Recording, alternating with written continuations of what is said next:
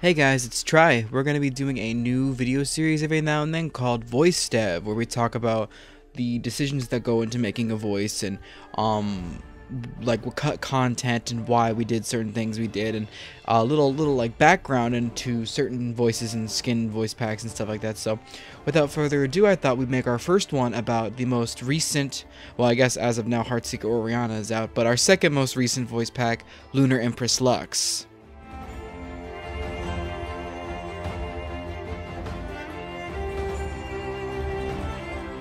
Lunar Empress Lux represents a new step forward for Skin Plus, and I know that sounds like we're like a really big company with a step forward into like a new horizon and stuff like that, but it really is. Lunar Empress Lux is a breakthrough in how we can structure voice packs, and we can add lines that weren't there before. We can add all interactions between champions that didn't exist before. It really opens up a whole new world, and Lux is like the perfect candidate for a little beta test of this technology, and I think she came out very well, and it looks like she's very positively received. We added interaction lines for certain characters, and there was actually a lot of extra content we did not put into that skin for reasons that I'll go into near the end of this video. So stay tuned if you want to hear like really cool lines that did make it into Lunar Empress Lux. But we wrote Lunar Empress Lux a lot based on how she looks. It's Year of the Dog, as a lot of you know, and Lux is an empress, and she's the Empress of the Light.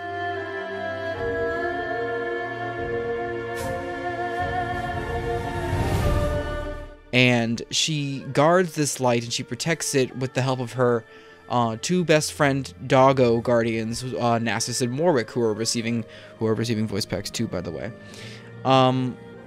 Lux has always been a bubbly character in her base skin, in her lore, and in her extended skins like Elementalist Lux and Star Guardian Lux, and even her dark form and magma form Luxes are still, they're not mean, they're just different, they're just kind of angry, and we wanted to maintain that optimism, that light, and that youthful vibrance that Lux has in all of her incarnations. We wanted to maintain that in Lunar Empress Lux, but draw a very distinct difference between base Lux, Elementalist Lux, and our previously released Star Guardian Lux voice pack.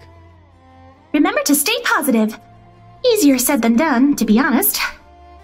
So the end result of the voice is mature like Ella Lux, but grittier. She's a queen, she has power, and she must be respected.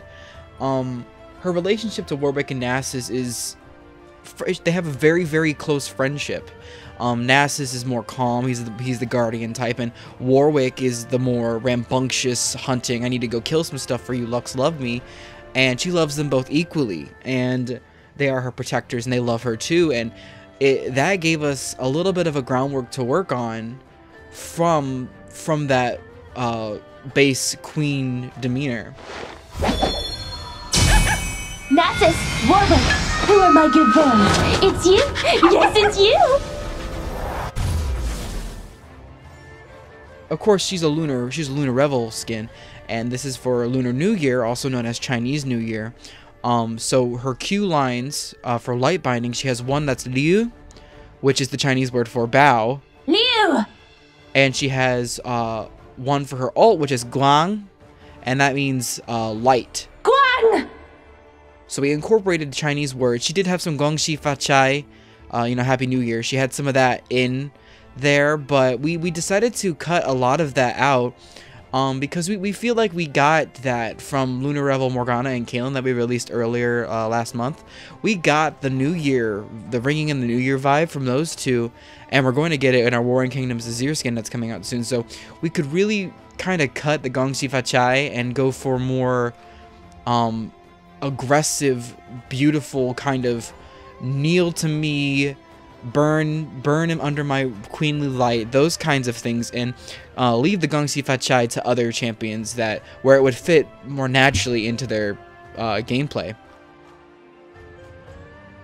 Her relationship to Morgana and Caitlyn isn't really a lore thing, but I did base a lot of her on what we learned from Lunar Revel Morgana and Caitlyn in terms of the technology and a lot of how she sounds is inspired by Lunar Rebel Caitlyn, who is voiced by the amazing Tara Langella. Come closer. That's it. Closer. When you make a queen character, or you write a queen character, and I've done so many of those, Super Galaxy Elise, Dragon Sorceress Zyra, Lunar Rebel Caitlyn, and now Lunar Empress Lux. You have to make them all unique, but you also have to make them similar, because they all have the same power and they all carry themselves in the same way. Lunar Empress Lux is unique in that she is young, she is still learning, but she's not naive. She's very, very powerful, and she knows what's right and she knows what's wrong, and our Lux that we have is very much like that. So creating a character like Lunar Empress Lux's voice was a logical step from the evil queen of Lunar Rebel Caitlyn, which is what we did last month. So VoiceLine utility is something that's very, very important, or it's becoming very important with this new technology that we're using at Skin Plus. VoiceLine utility is the idea, what does the VoiceLine do? Does it serve to immerse the player, or does it serve to further the gameplay, or does it just not do anything? And this is where we cut a lot of things, or we add things in, actually, sometimes. Most of Lux's lines that we added in and that came with her base VO have utility. They're there to serve a purpose. Her interactions with Azir serve the purpose to enunciate that she is stronger than him. This is her land. She just kind of lets him pretend to rule it. This has always been my kingdom. I've just been letting you live in it. Her interactions with Nasus and Warwick are obviously because she's their leader and she loves them, so when she kills them, she feels remorse. Nasus, I'm sorry. That kind of stuff. The voice lines must have utility, or they just take up space and they break immersion if they're not in tune with the character.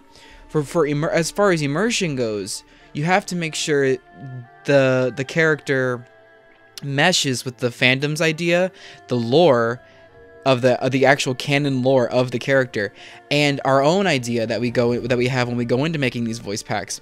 And of course, the actor has her own idea of how Lux is supposed to sound. I have my own idea of how Lux is supposed to sound, and making sure those elements jive is really, really important if you want to make it successful. Ability impact is also really, really important. Whenever you connect with an ability, you need to feel that weight in the voice. So for instance, when Lunar Empress Lux releases her final spark, you need to feel power in that, I think it's like 1.5 seconds, that brief moment as the laser charges up, and then that amazing release of energy when it shoots out. You need to feel gratification when that ability either launches or when it kills somebody, and writing the script is the most important part of that aspect of the character. So, for instance, if Lunar Empress Lux launched her ult, and she said something like, meh, you wouldn't care. You would actually hate that. And that is why when we wrote the character, we made her say things like, like kneel, and like all sorts of really neat, like power lines. These are when you play Lux, her ult is her power play. Like you Q, you E, and then you ult. By my will! And it's very, very important to make sure that you convey the power of the ability in the voice line, and you make sure that you accentuate the window of power. And Lux is a very popular character, and I love playing Lux. Making that ult feel satisfying was really, really important to me going into this voice pack. As far as the choices we made for interactions with Lunar Empress Lux, we chose, of course, Emperor, Godly, royalty characters. A lot of those characters we chose to interact with her. We chose Nasus and Warwick, obviously, because they're related to her, that skin in the lore. We chose Azir not only because we're releasing a Warring Kingdoms voice pack for him later, but because he's an emperor and he's really show-offy, and Lux puts him in his place. we have some cut content for Caitlyn and Morgana that I'm going to be showing at the end of this video. You know, for Godfist Lee Sin, I just really like shitting on Lee Sin, and also he's a god and she's an empress, and she could take him down a peg. She's Lux, it's over. I did not see that coming. A false god. An annoying one, too.